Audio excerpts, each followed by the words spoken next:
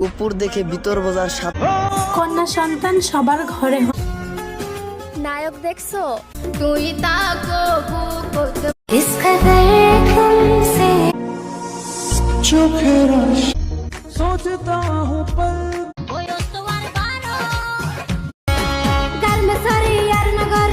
এই যে হনো সময় পাইলে বাড়ি এই ছেলে বলুন।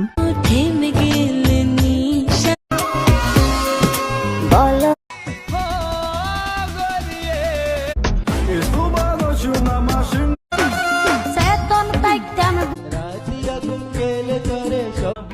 চলো আমরা পালাই যাই।